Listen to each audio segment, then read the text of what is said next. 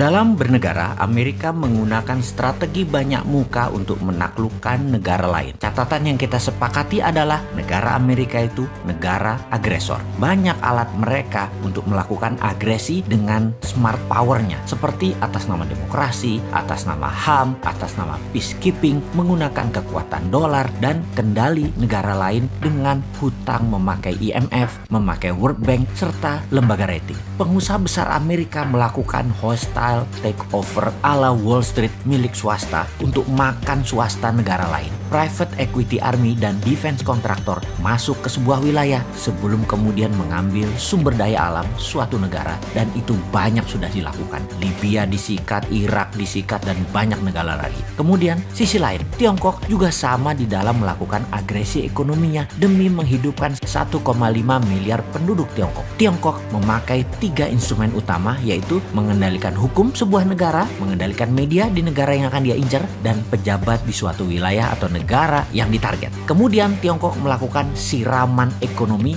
melalui BUMN Tiongkok, uang Tiongkok, SDM Tiongkok, dan teknologi Tiongkok. Indonesia kalau bersama Mardigu Nation New Mind akan juga merubah permainan. Kita tidak akan mau kena instrumen Tiongkok dan tidak akan pakai lagi instrumen Amerika. Jadi ketika mendapatkan mandat siapapun New Mind, maka saran terpentingnya akan diubah pertama-tama adalah posisi Bank Indonesia. Kemudian Kementerian Pertahanan. Kementerian tersebut bukan bertahan dengan menguatkan bedil persenjataan dan mesin perang fisik, namun membangun 5 garda penyerangan. Sungguh, apa yang saat ini manajemennya di Kementerian Pertahanan hanya 1/5 dibandingkan apa yang akan kita bangun dalam Kementerian Perang atau Minister of War atau Department of War ala New Mind. Di negara berdaulat dan negara besar, Kementerian Pertahanan manajemennya dan actionnya sudah berubah sejak 20 tahun yang lalu. Indonesia sudah memiliki banyak panglima, menteri pertahanan, namun sayangnya semuanya old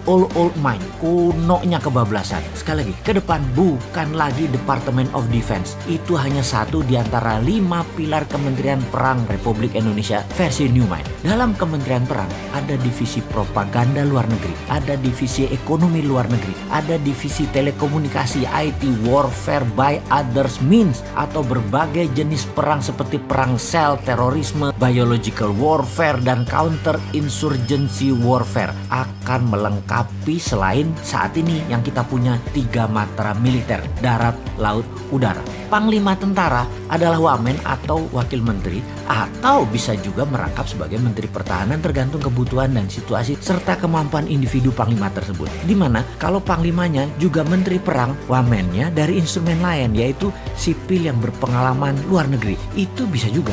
Atau dibalik, mana yang penting? Yang penting mereka paham, berani bertindak, dan cepat mengambil keputusan. Department of Homeland Security adalah kementerian yang membawahi kepolisian. Kepolisian sekarang tidak direct ke presiden, tapi di bawah kementerian. Kementerian Homeland Security dan National Defense Council di bawah Menko Pertahanan, Keamanan, dan Perang, Menko PKP. Ini nomenklatur kementerian baru. 3 pilar Mardigu Nation itu sederhana. Itu diwakili 1 Menko Ekonomi dan SDM, 2 Menko PKP, Hukum dan Politik, dan 3 Menko Kesra dan HAM. Di dalam membangun kekuatan serang, maka pasukan elit Densus Gultor menjadi 1. Densus di dalam, Gultor serang keluar, dan ofensif ke negara lain. Ini di bawah National Security dan Defense Council. Jadi kalau ada kementerian ditambah, pasti ada kementerian yang dikurangi atau ditutup. Maka Kementerian Tenaga Kerja akan jadi Dirjen Tenaga Kerja di bawah Kementerian Pendidikan. Juga Kementerian Pemuda dan Olahraga masuk ke Kementerian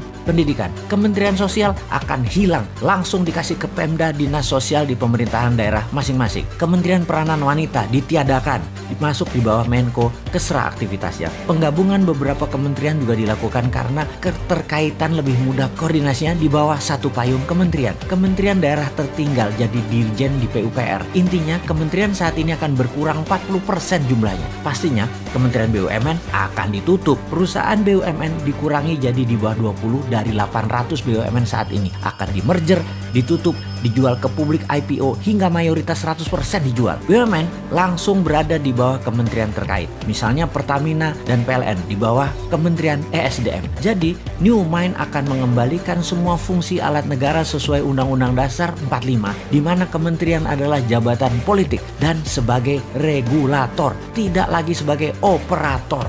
Kemudian pastinya swasta nasional pengusahanya termasuk UKM boleh membangun dan berbisnis sama dengan Pertamina serta PLN. Boleh punya sumur minyak sendiri, penyulingan minyak sendiri, distribusi hingga SPBU. Begitu juga di listrik, bisa membangun power plant sendiri, distribusi transmisi kabel sampai ke konsumen. Percayakah ternyata harga BBM bisa lebih murah dari sekarang, harga listrik bisa lebih murah dari sekarang, serta menjangkau seluruh wilayah Indonesia karena swasta yang bergerak. Makanya New Mind itu heavy on private, kalau Old Mind itu heavy on government. Bersama Old Mind rakyat hanya disuruh nonton serta keprok-keprok tok. Bersama New Mind UKM terbang menaklukkan dunia.